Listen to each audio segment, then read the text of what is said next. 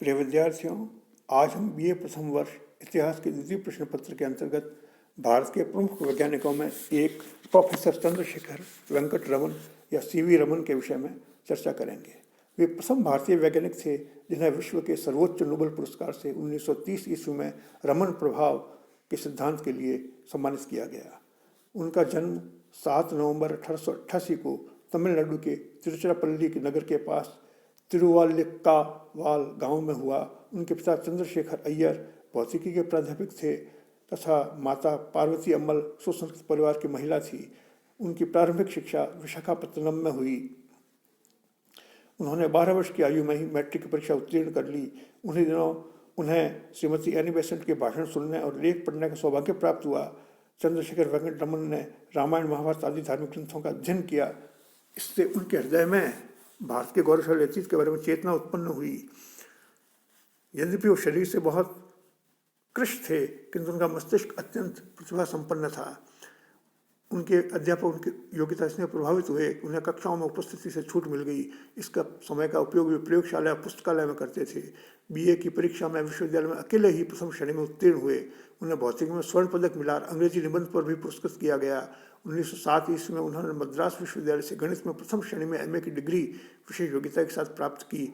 उन्होंने इस विषय में इतने अंक प्राप्त किए जितने पहले किसी विद्यार्थी ने नहीं किए थे। स्नातकोत्तर शिक्षा के बाद वे उच्च शिक्षा के लिए इंग्लैंड जाना चाहते थे। भौतिक विज्ञान के प्राध्यापकों की अनुशंसा पर भारत सरकार ने छात्रवृत्ति देकर इंग्लैंड भेजना स्वीकार कर लिया, किंतु कुछ यूरोपीय डॉक्टरों ने शारीरिक दृष्टि से अत्यंत कमजोर होने के कारण उन्हें इंग्लैंड जाने से रोक दिया।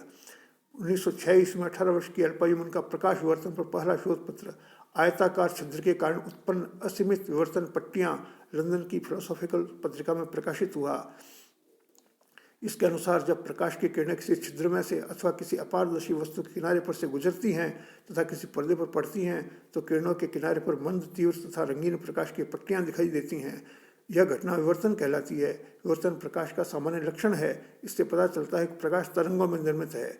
इसके दूसरे वर्ष उनका एक और शोध पत्र नेचर नामक पत्रिका में प्रकाशित हुआ, जो प्रकाश विज्ञान से संबंधित था। उनके परिवार की आर्थिक स्थिति अच्छी नहीं थी, इसलिए उन्होंने नौकरी पाने के लिए भारत सरकार के वित्त विभाग की प्रतियोगिता परीक्षा दी, जिसमें वे प्रथम आए और जून 1907 में वे असिस्टेंट अकाउंटेंट जनरल बनकर कलकत्ता चले गए। उन्हीं दिन उनका विवाह कृष्ण स्वामी की पुत्री त्रिलोक सुंदरी से हुआ। एक दिन जब वे कार्यालय से लौट रहे थे तो उन्हें एक साइन बोर्ड देखा। इस पर लिखा था वैज्ञानिक अध्ययन के लिए भारतीय परिषद, Indian association for cultivation of science. वे उस समय ट्राम से उतरकर परिषद के कार्यालय में पहुंच गए और परिषद की प्रयोगशाला में प्रयोग करने की अनुमति प्राप्त की। कुछ समय बाद उनका स्थानांतरण पहले रंगून फिर नागपुर हुआ। उन्होंने अपने घर में ही प्रयोगशाला बना ली और समय में पर उसी में प्रयोग करने लगे।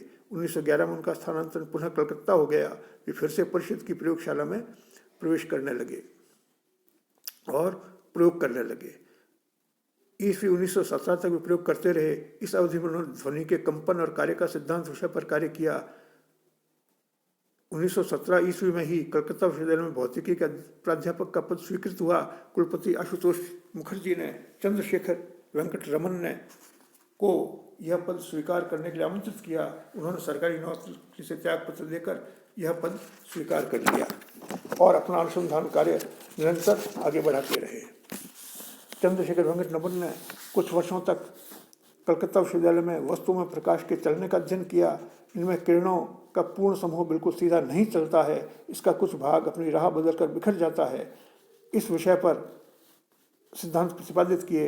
आशुतोष मुखर्जी ने उन्हें विदेश जाकर डॉक्टरेट की उपाधि प्राप्त करने का सुझाव दिया, किंतु उन्होंने विदेश जाने से यह कहकर मना कर दिया कि ज्ञान का समस्त भंडार तो भारत में ही है, इसलिए पश्चिम में ज्ञान प्राप्त करने की कोई बात नहीं है।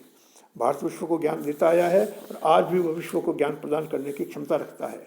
1919 तक वेंकटरमन भारतीय वैज्ञानिक अनुसंधान परिषद के उपसभापति थे, किंतु संस्था के प्रधान डॉक्टर अमृतलाल सरकार की मृत्यु हो जाने के कारण वेंकटरमन को संस्था का अवैतनिक प्रधान बनाया गया। 1921 ईस्वी में ब्रिटिश साम्राज्य के विश्वविद्यालयों का लंदन में एक सम्मेलन आयोजित किया गया। उन्हें कलकत्ता विश्वविद्यालय का प्रतिनिधित्व करने भेजा गया। वहाँ जब अन्य प्रतिनिधि लंदन में दर्शनीय स्थानों को देखकर मनोरंजन कर रहे थे, तब चंद्रशेखर वेंकटरमन सेंट पॉल गिरजाघर में उसके फुसफुसाते गिलियारों का रहस्य समझने में लगे हुए थे। 1924 ईस्वी में उन्हें रॉयल सोसाइटी लंदन का फेलो बनाया गया। प्रोफेसर रमन की रुचि ध्वनि विज्ञान के साथ साथ प्रकाश विज्ञान में भी थी। वे प्राकृतिक रंगों से अत्यधिक आकर्षित होते थे। इंग्लैंड की यात्रा करते समय समुद्र की अद्भुत नीलिमा एवं दूधियापन ने उन्हें बहुत प्रभावित किया। ब्रिटिश वैज्ञानिक लॉर्ड रेले ने समुद्र के नीला दिखने का कारण एक प्रकार का प्रकीर्णन बताया था, किंतु प्रोफेसर रमन इसे संतुष्ट नहीं थे। कलकत्ता लौटने पर उन्होंने इस पर शोध आरंभ किया। 7 वर्ष तक प्रकाश तरंगों का अध्ययन करते रहे। 1927 में उनका ध्यान इस बात पर गया कि जब एक्स किरणें प्रकीर्णित होती हैं तो उनकी तरंग लंबाइयाँ बदल जाती हैं। उन्होंने विचार किया कि साधारण प्रकाश में वैसा क्यों नहीं होना चाहिए। उन्होंने स्पेक्ट्रोस्कोप में पारद आर्क के प्रकाश का स्पेक्ट्रम बनाया। वेंकटरमन ने इन दोनों के मध्य विभिन्न प्रकार के रासायनिक पदार्थ रखे तथा पारद आर्क के प्रकाश को उनमें से गुजार कर अलग अलग स्पेक्ट्रम बनाए। उन्होंने देखा प्रत्येक स्पेक्ट्रम में अंतर पड़ता है और प्रत्येक पदार्थ अपनी प्रकार का अंतर डालता है। स्पेक्ट्रम चित्रों को मापकर उनकी सैद्धांतिक व्याख्या की गई तथा प्रमाणित किया गया कि यह अंतर पारद प्रकाश की तरंग लंबाइयों में परिवर्तित होने के कारण पड़ता है। चंद्रशेखर रमन ने प्रमाणित किया कि समुद्र का पानी सूर्य के प्रकाश के कारण नीला दिखाई पड़ता है। केवल पारदर्शक द्रव्यों में ही नहीं अपितु बर्फ और स्फटिक जैसे ठोस पारदर्शक पदार्थों में भी अणुओं की गति कारण प्रकाश का परिप्रेक्षण होता है। इसी सिद्धांत को रमन प्रभाव के नाम से जाना गया। 29 फरवरी 1928 को चंद्रशेखर वेंकटरमन ने अपनी खोज को सार्वजनिक कर दिया। 21 मार्च 1928 को नेचर पत्रिका में उनकी शोध पर आधारित एक शोध पत्र a new type of a secondary radiation शीर्षक से प्रकाशित हुआ। चंद्रशेखर वेंकटरमन ने 28 फरवरी को रमन प्रभाव की खोज की थी। इसकी स्मृति में भारत में इस दिन को राष्ट्रीय विज्ञान दिवस के रूप में मनाया जाता है। चंद्रशेखर वेंकटरमन वीणा वादन में अत्यंत निपुण थे। उन्होंने कंपन विषय पर अनुसंधान के दौरान विभिन्न वाद्य यंत्रों की ध्वनियों का अध्ययन किया और अनेक ग्रंथों की रचना की। वाद्यों की भौतिकी का उन्हें इतना गहरा ज्ञान था कि 1927 में जर्मनी में प्रकाशित 20 खंडों वाले भौतिकी विश्वकोश के 8वें खंड के लिए वाद्य यंत्रों की भौतिकी का आलेख चंद्रशेखर वेंकटरमन ने ही तैयार किया था। इस कोश में वे अकेले गैर जर्मन वैज्ञानिक थे। सीवी रमन को 1930 में रमन प्रभाव के लिए भौतिकी का नोबेल पुरस्कार दिया गया। इससे रमन प्रभाव के अनुसंधान के लिए नया क्षेत्र खुल गया। ब्रिटिश सरकार ने उन्हें नाइट की उपाधि से अलंकृत किया, जिसे उन्होंने गुलामी का प्रतीक कहकर स्वीकार कर दिया। उन्हें इटालियन काउंसिल द्वारा मुटुची पदक, ह्यूज पदक और विश्व के विभिन्न विश्वविद्यालयों द्वारा मानद उपाधियों से सम्मानित किया गया। 1948 में सेवानिवृत्ति के बाद उन्होंने रमन शोध संस्थान बेंगलोर की स्थापना की और इसी संस्थान में शोध करने लगे। स्वाधीन भारत की सरकार ने 1949 में उन्हें सर्वप्रथम राष्ट्रीय प्रोफेसर बनाया। 1954 में उन्हें भारत रत्न से भूषित किया गया। 1957 में उन्हें अंतर्राष्ट्रीय लेनिन पुरस्कार प्राप्त हुआ।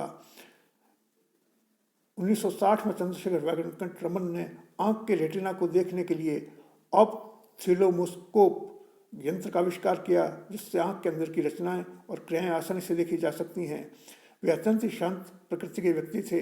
वे कहते थे, हम उस समय तक के लिए प्रयत्नशील हैं जब तक कि हम पूर्व के ज्ञान की ज्योति से पश्चिमी जगत को आलोकित न कर दें।